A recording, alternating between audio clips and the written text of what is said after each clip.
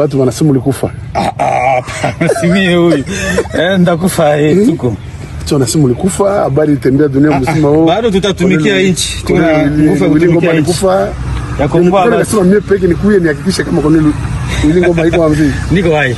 Uko mvi, haukulumia hata. Ahagana saa 2 za mu gitondo zo kuwa 24 Gashyantare 2026 nibwo amakuru yatangiye gucicikana avuga ko umuvugizi w'igisirikare cy'ihuriro rya AFC M23 Lieutenant Colonel Ngoma yishwe arasiwe mu gitero cy'indege zitagira abapilote z'uruhande rwa FARDC ihanganiyemo n'iri huriro. Ngoma yamenyekanye cyane ubwo umutwe wa M23 warwaniraga uburenganzira bwabo mu ntangiriro z'umwaka wa 2025 ubwo bongeraga gufata umujyi wa Goma. Ngoma akagaragara cyane nk'umuyobozi w'urugamba ndetse akaba n'umuvugizi w'uyu mutwe. Ikintu cyamugize kimenya bose ndetse agakundwa n'imbaga nyamwinshi n'aka kantu yakoreye abacancuro b'abanyaburayi. Don't joke to M23 my bro. Don't joke. That is army for the people. Don't joke. Don't joke. Move quickly. Jump quickly. Hey. Quickly. You're fighting for the money. You're fighting for our life. Uyu munsi ntago tugiye kuvuga ku rupfu rwa Colonel Ngoma kuko usibye kuba bivugwa mu itangazamakuru nta makuru aratangwa n'uyu mutwe wa M23 yemeza ko koko Lieutenant Colonel yitabye Imana. Tugiye kugaruka ku byaranze ubuzima bw'uyu mugabo wakozwe na benshi wahoraga yisekera muri rubanda ariko byagera ku rugamba agahinduka intare. Ngiye mugiye kubana nk'abandi Angel Michael.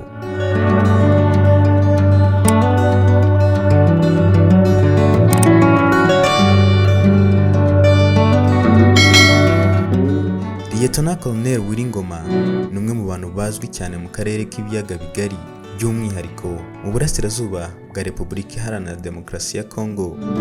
Uyu musirikare ni umuvugizi wa M23 ku rwego rwa gisirikare, umutwe w'inyeshyamba umaze igihe kinini uhagaze nk'umwe mu mitwe yitwaje intwaro ifite imbaraga zidasanzwe muri Kivu y'Amajyaruguru.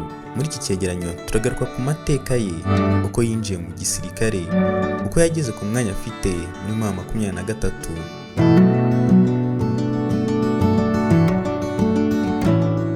Lieutenant Colonel Ngoma yavukiye Kinigi mu majyaruguru y'u Rwanda mu mwaka w'1974. Yavukiye mu muryango w'abana 7, akaba yari umwana wa gatatu. Se yari umukozi wa leta, naho nyina umubyara yari umubyeyi wita ku rugo.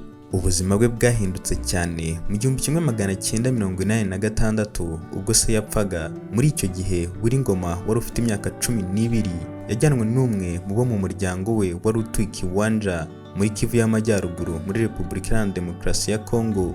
Ngoma yize amashuri abanza mu kigo cya Camp Ebeya Imbanza Ngugu, aho yakundaga kwitwa papi mu bandi banyeshuri.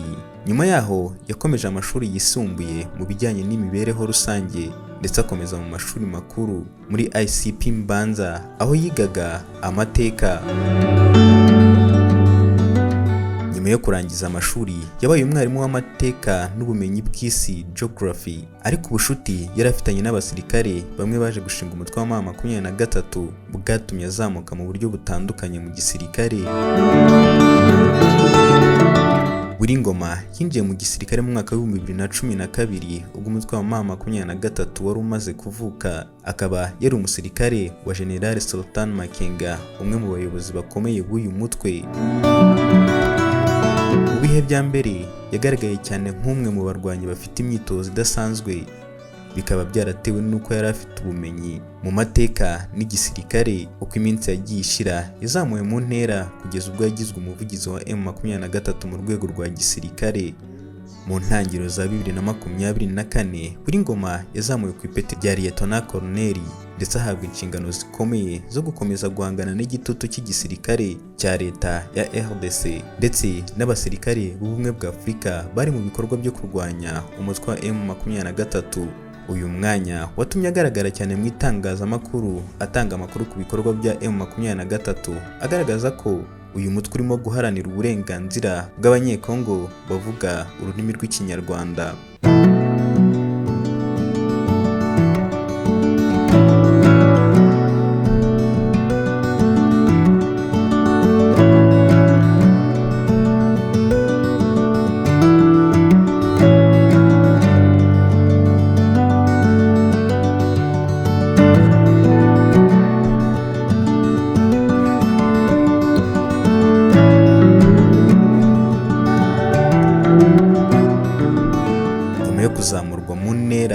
akanama k'umuryango w'abibumbye gashinzwe umutekano kamufatiye ibihano.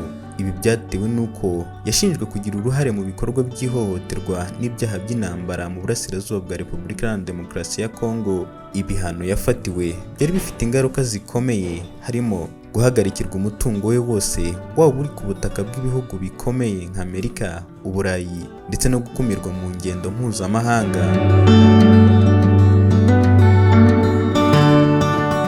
Ngoma ni umugabo ufite umugore n'abana 4. Kubera inshingano ze mu gisirikare, ubuzima bwe ntibwamenyekanye cyane mu itangazamakuru, ariko azwiho gukunda umuryango we no kugira uruhare rufatika mu burere bw'abana be, nk'uko buri mubyeyi mwiza wese abikorera umuryango we.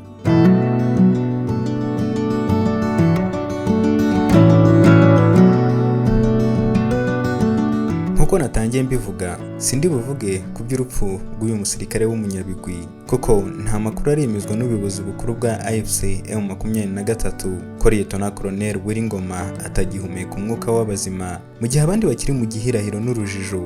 Abandi akaba ari amarira n'agahinda ku rupfu rwa Willy. Perezida wa Congo Felix Tshisekedi yahise aha ipeti rya Fulcano umusirikare wayoboye operasiyo ya drone, bivugwa ko yahitanye umuvugizi wa M23 Lieutenant Colonel Ngoma.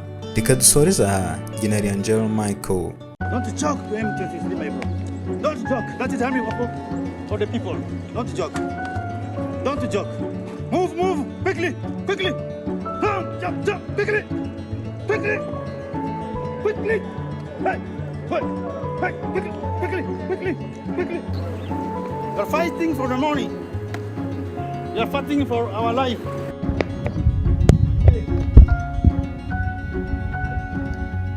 Passez les jambes. Mets dans la tête. Faut pas blaguer. Faut pas blaguer avec nous. Nous voulons vraiment que Congo soit un pays digne. Il ne faut pas avec des aventures ici. N'amenez pas les aventures ici. Tu as compris? Tu as compris? Donc il ne faut jamais encore venir sur des aventures. On se bat pour notre avenir. On extermine une catégorie de la population. On mange même la chair humaine. Donc il ne faut pas blaguer. Ça va? Allez, mets-toi debout. Et l'autre, ça dit le dimanche. Au Corneille Yenga. Au bout de tout comme il balait, la Sambo. Dans la maison, la moto. FRDC et Betami Mosekwe. FRDC, Naba Lien, Naba Monyoso, Betami Mosekwe. Boba Kanza, Bapalangani Bontaba. Bakimi Bomboloko. Bapalangani Bondonge. Maseke Zalite, tous qui étaient la Goma. Pana Mama, Okta Armenase. Tous qui étaient la Kuna Sikoyo. Na Goma, merci.